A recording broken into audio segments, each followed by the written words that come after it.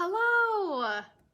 I am coming on today to talk with you guys about ways that you can send your spirited, sensitive kids back to school seamlessly with less stress. So if you don't know who I am, my name is Angela Pruce. I am the writer at the website Parents with Confidence.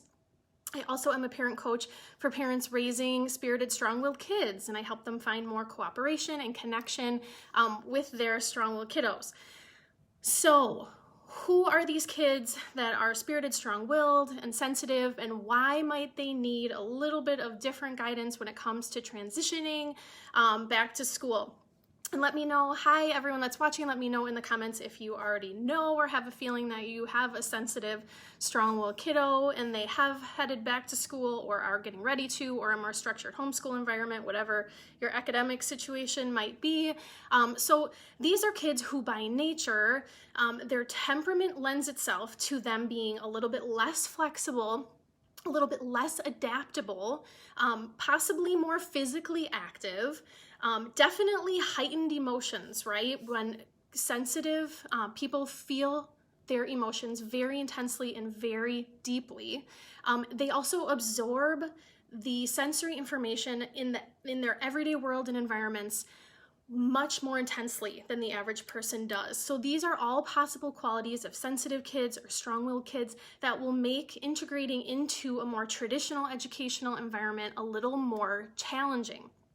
So it's so important that we try to start the year off on the right foot, and that goes right into the first tip. Today I'm going to be talking about 6 things you can do to help set them off on the right path. And the first one is just that, jumping in sooner than later to build a relationship with their teacher.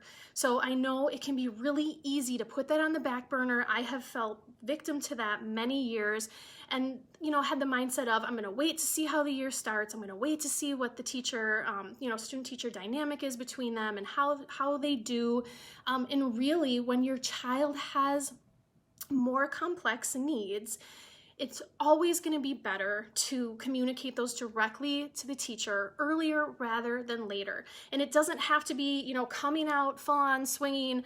You don't have to jump into that parent territory right away, right? We might get there at some point because you are your child's biggest advocate. However, it doesn't have to be either coming out guns blazing or not doing anything and just kind of waiting for the floor to drop out.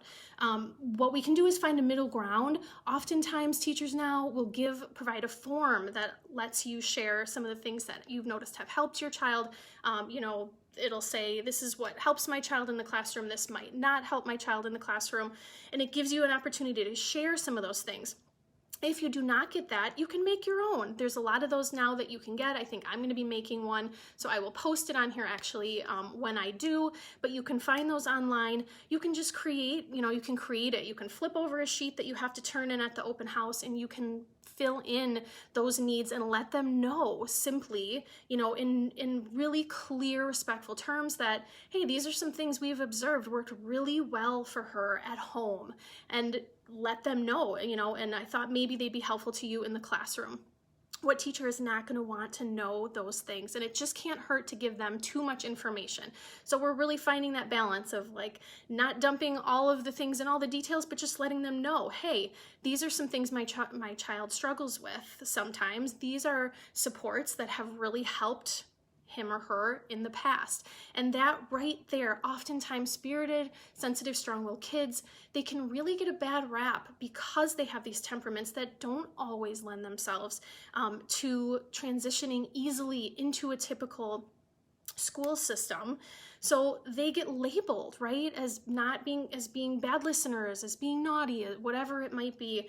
And this giving the teacher this information on challenges that they're still working on skills that they're still under development, skills that still need support and development, and needs that they have is going to help them to adjust the lens that they look at your child through. And they're going to reframe, oh, this child is willingly being defiant, or this child is ignoring me, to, oh, I know they struggle, if they don't move. I remember on the sheet, parents said that my child does really well if he can move every couple hours. So it will help them to change their lens and their perspective. And really starting that positive foundation with the parent-child relationship is huge. It is the key to learning. Without that positive connection, it's going to be really, really hard to fully utilize and fire up, so to speak, those neural pathways that are for learning. We have to soothe their stress response, and we have to help them to feel safe. We have to meet those needs first, those primary needs, helping them to feel safe and supported. And then they'll be able to really access those higher learning parts of the brain. So important, and sensitive kids are even more sensitive, even more perceptive of what a teacher may think of them, of, tones of voice, of all those things. So starting that relationship on the right note is so important. So that's the first thing that you can do. The second thing is really getting clear on telling them what to expect. So as adults, it is so easy to, number one, assume that our kids know that it's time for back to school, or how many days are left till we go back, or what the routine's going to be again, all of this information pertaining to school starting, right? We know, we've had 20, 30, however many years to process and internalize this, so we know what to expect. So we kind of assume that by osmosis they know, right?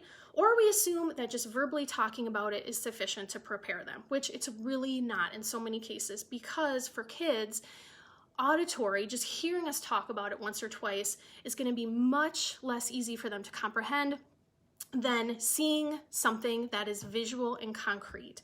So letting them know what to expect, that means getting as hands-on as you can and as concrete, bringing in real things, real representations and symbols of what to expect. So that might mean doing the famous countdown chain that so many teachers do. How many days are left? Using that calendar for back to school and crossing out the days. Giving them the visual of their schedule in the morning. Maybe it means doing a role play, right? Let's walk through, we're starting school again soon, or we're starting our new homeschool routine again soon. We're gonna walk through and pretend like today's the first day of school, and we're gonna, walk through our morning routine steps so we can remember what they are. The more we make it concrete, the easier it's gonna be for the child to really know what to expect, and then really feel more confident and more grounded, and not overwhelmed and anxious. The third thing that we can do for your spirited child as they go back to school is give them an outlet for their emotions, right? Be getting really intentional about giving them, checking in, whether that is at dinner, at night, whether it's in the morning, just saying, how was school yesterday? How are you feeling about school starting? School's in 5 days. Let's look at our feelings chart and let's point to all the feelings that you're having. Because I know I have lots of feelings when it's time to go back to school, or it's time to transition from summer to fall.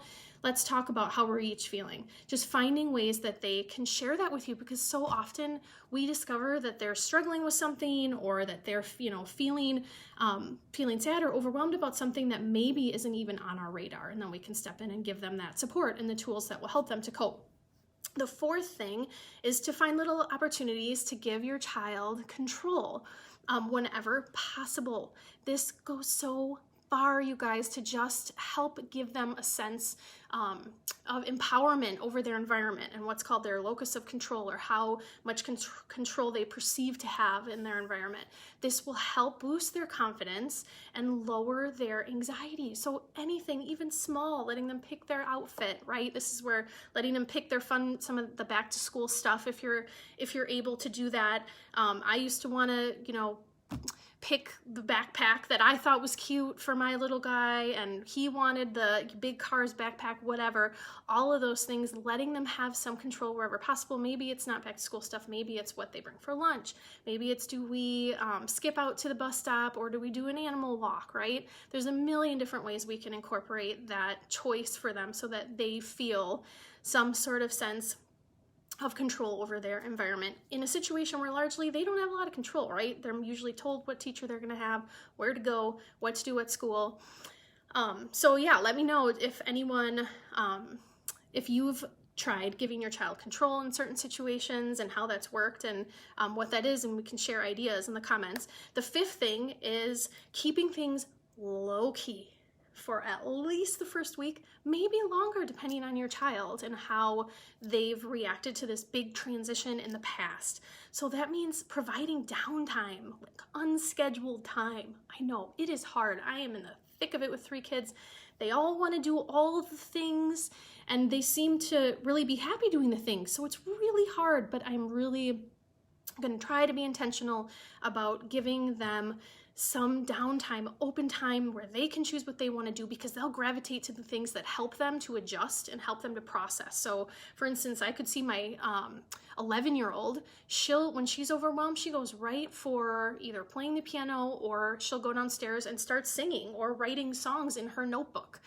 She's always singing all the time. She's sensitive. She feels a lot of emotions, and kind of walking through life singing and making music or listening to music is one way that she regulates those. So she'll gravitate towards that. My 9-year-old will gravitate towards physical movement, right? If she has free time, she'll usually do something where she's moving and she's on the go, because that is how her body seeks out regulation. So, and my youngest would probably play, right? When kids are younger, play is how they work through those emotions and how they offload stress. So giving them downtime, so important. And the last thing relates to number 5, keeping things low key, and then finding time to connect every day with them. It doesn't have to be this big thing where you're, making dinner together or whatever, this hours and hours of activity. It could be finding 5 minutes to just go and give them a hug. The main goal is to drop your mental to-do list, to drop anything that you're thinking about, and really just enter their world and open yourself up to hearing what they have to say. How are you doing? Is there anything you want to do, before school starts? How are you feeling? Just checking in, giving them a hug, giving them a little chance to connect, because again, as is the case with connection with teachers, starting off the school year in the academic setting on the best foot, giving them kind of a launch pad to the best learning possible, with their brain, literally. Connecting at home is that neural foundation, that healthy neural foundation of calm and connection, meets those needs for security and for love and for safety, and will really just give them that emotional grounding that they need to be able to keep their bucket full as they proceed through all of the different transition related things in the upcoming weeks.